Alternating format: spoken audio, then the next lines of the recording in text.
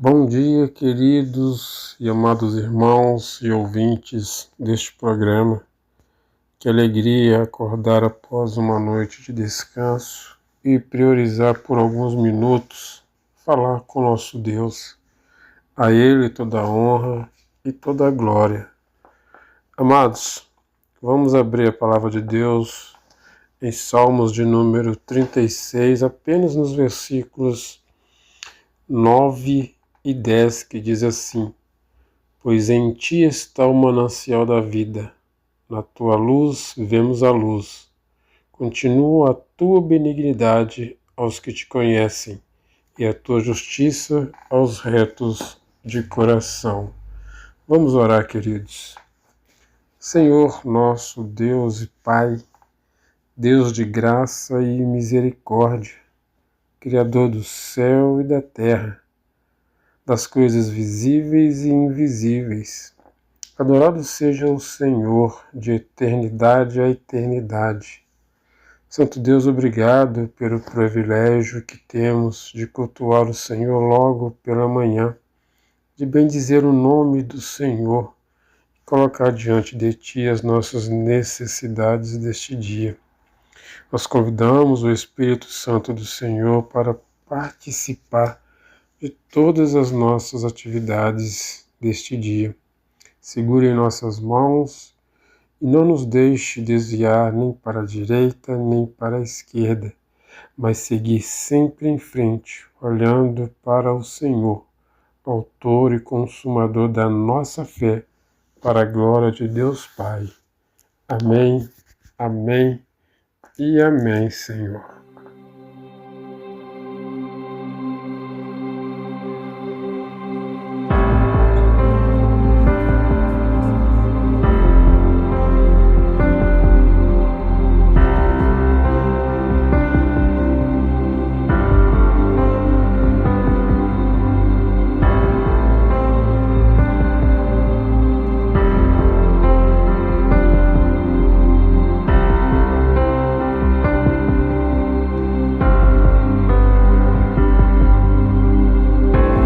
Posso ver as multidões prostradas aos teus pés, ó Rei Jesus.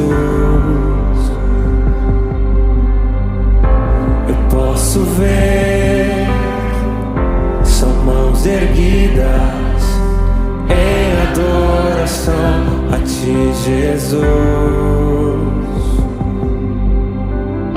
E em toda a terra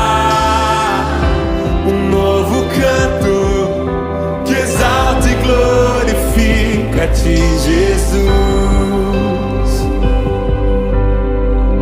E em toda a terra um povo santo que vive pra Ti, ó Rei Jesus.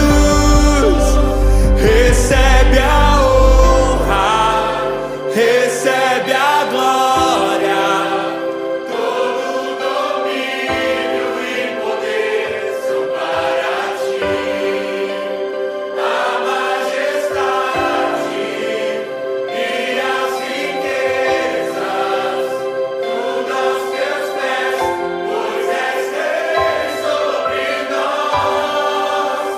Senhor Jesus. Eu posso ver as multidões prostradas aos Teus pés, ó Rei Jesus. Eu posso ver, são mãos erguidas em adoração a Ti, Jesus.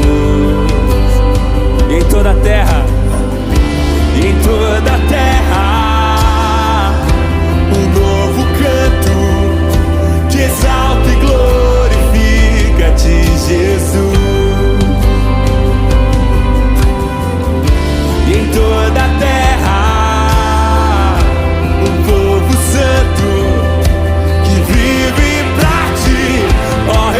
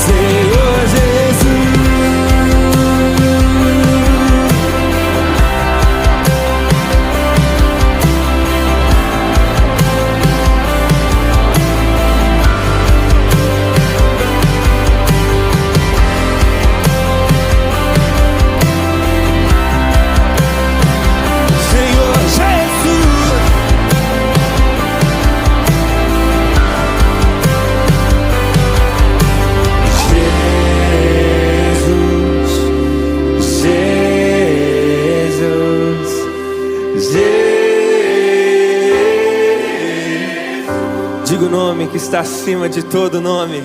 Jesus, Jesus, Jesus.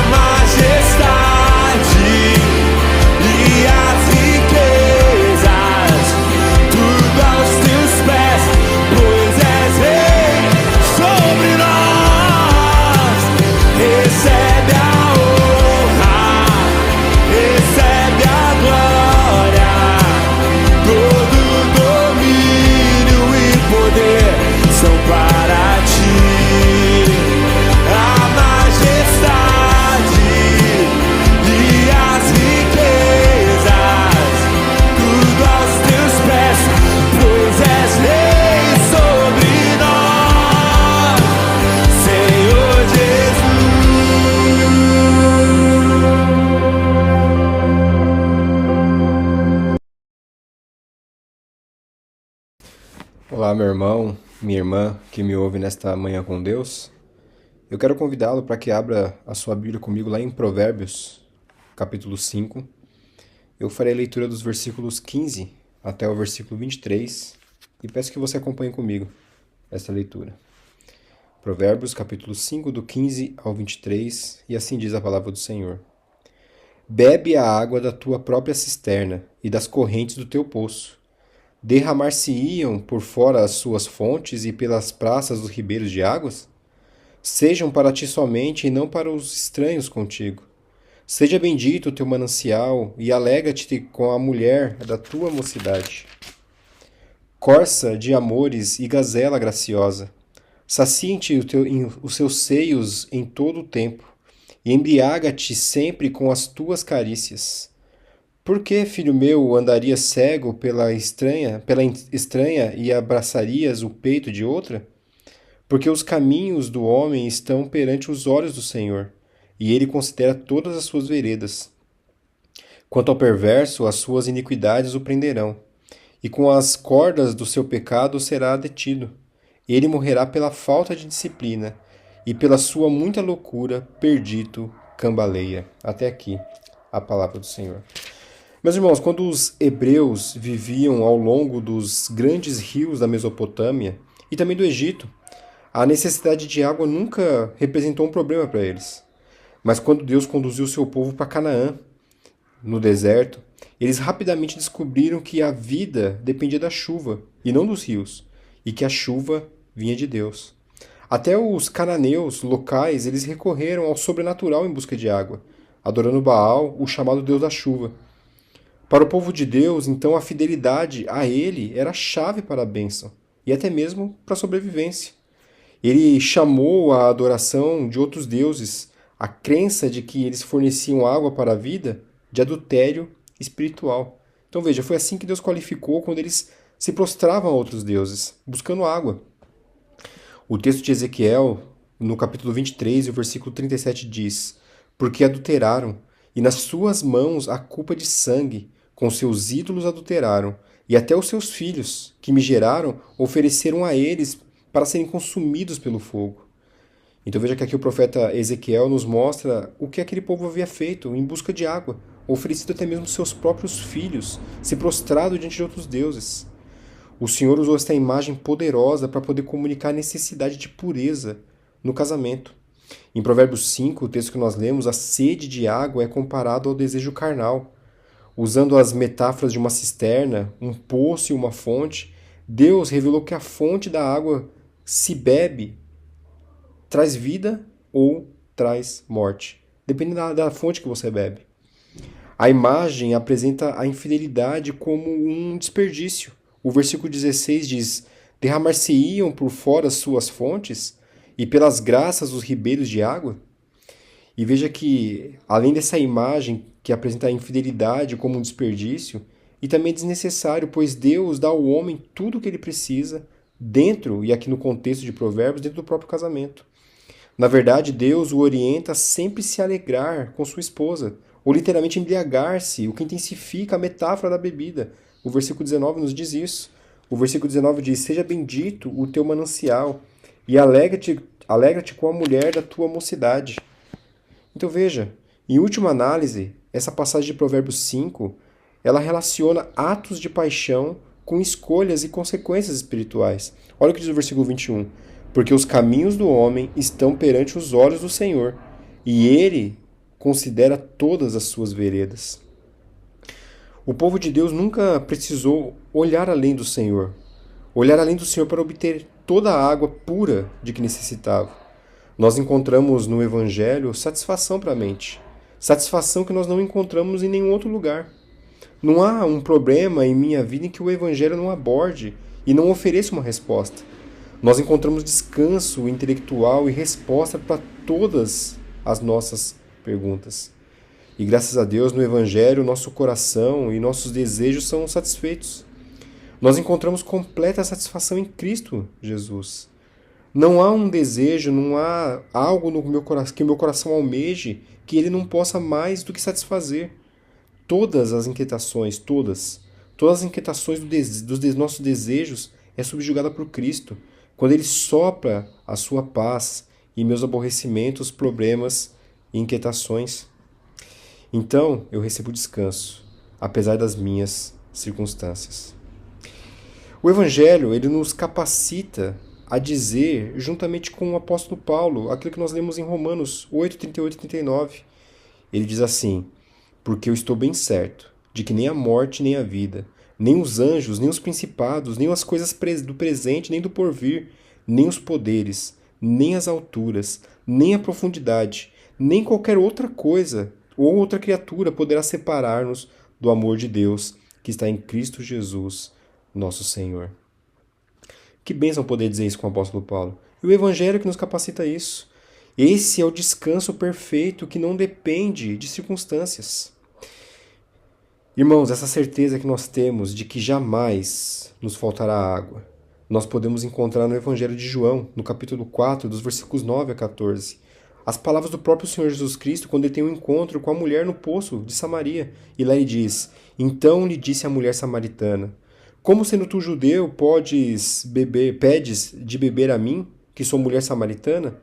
Porque os judeus não se dão com os samaritanos. Replicou-lhe Jesus: se conheceras o dom de Deus, a quem é o que te pede, dá-me de beber, tu lhe pedirias e ele daria água viva. Respondeu ela: Senhor, tu não tens com o que tirar e o poço é fundo. Onde, pois, tens a água viva? És tu, porventura, maior do que Jacó, o nosso pai, que nos deu o poço, do qual ele mesmo bebeu, e bem assim seus filhos e seu gado?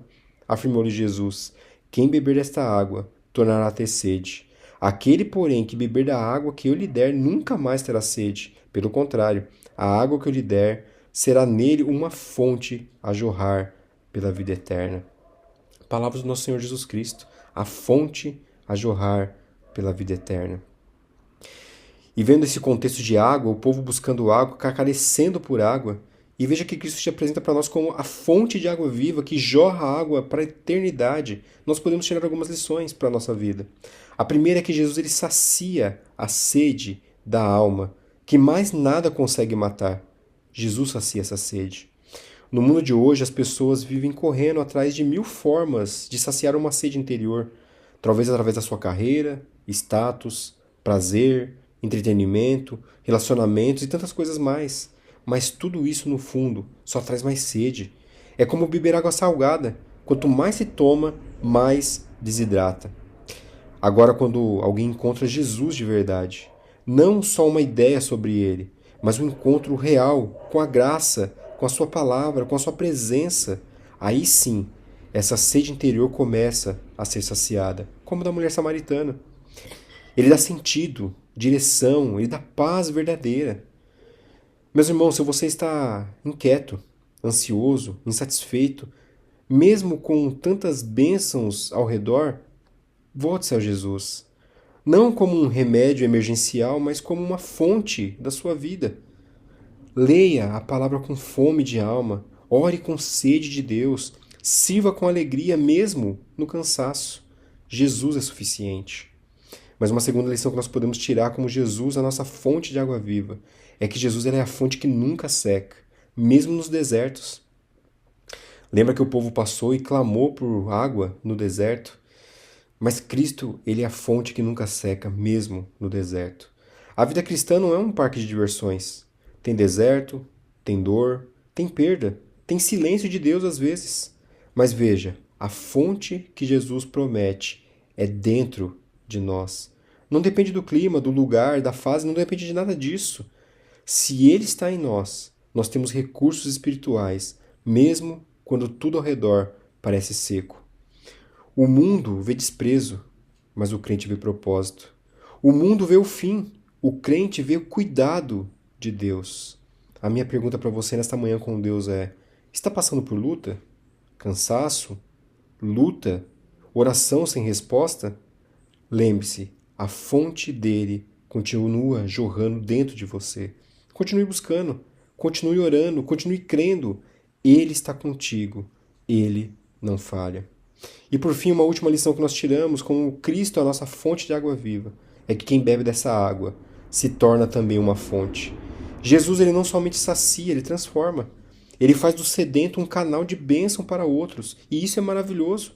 O crente que anda com Jesus, que vive cheio da palavra, cheio do Espírito, ele passa a levar vida por onde passa. Assim como os rios irrigam a terra, nós somos chamados a irradiar vida espiritual no casamento, na criação dos filhos, no trabalho, na igreja, nos relacionamentos.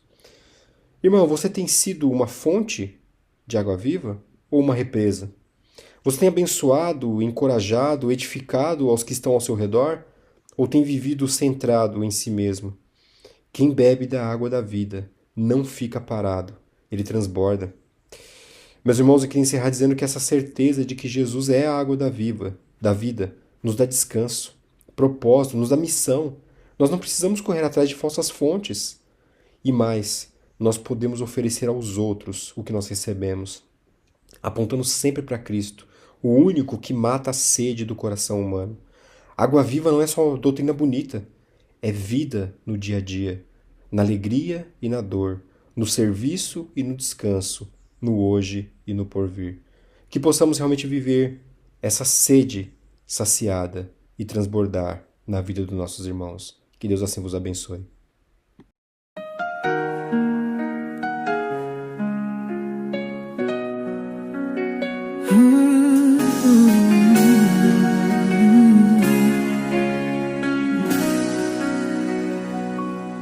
Eu estava em trevas, morto em mim, preso em meus pecados sem ter fim. Mas tua voz me achou, me chamou pra luz. Pelo teu amor fui levado à cruz. Não fui eu quem te buscou, foi tua graça que me encontrou. Teu sangue me comprou, sou teu pra sempre.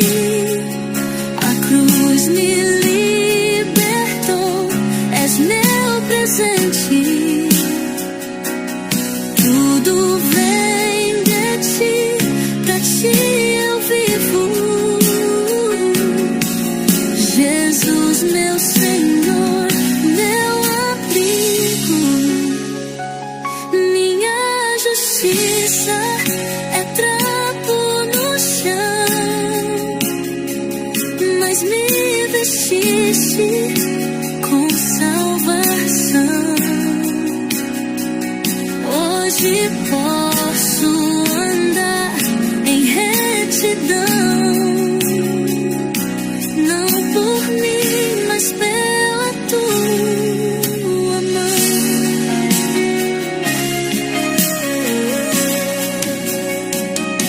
Só lhe deu glória, toda glória a ti. Nenhum mérito há em mim. Crucificado, ressuscitado, vivo estás glorificado. Teu sangue me comprou, sou teu pra sempre. A cruz me libertou, és meu presente. Tudo vem de ti, pra ti eu vivo. Jesus, meu Senhor, meu abrigo. Minha justiça é trapo no chão, mas me vestiste com salvação. Hoje posso andar em retidão,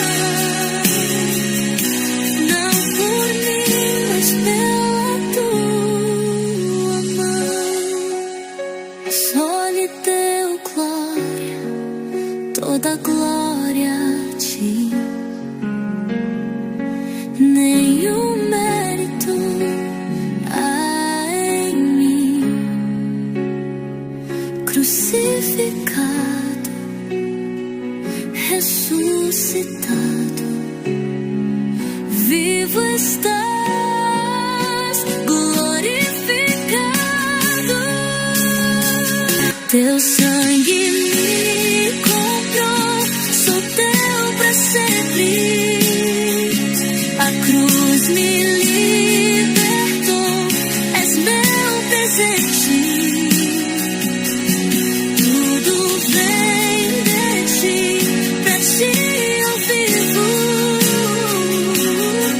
Jesus, meu Senhor, meu abrigo. Minha justiça é trapo no chão, mas me vestiste com salvação. Hoje posso andar em retidão,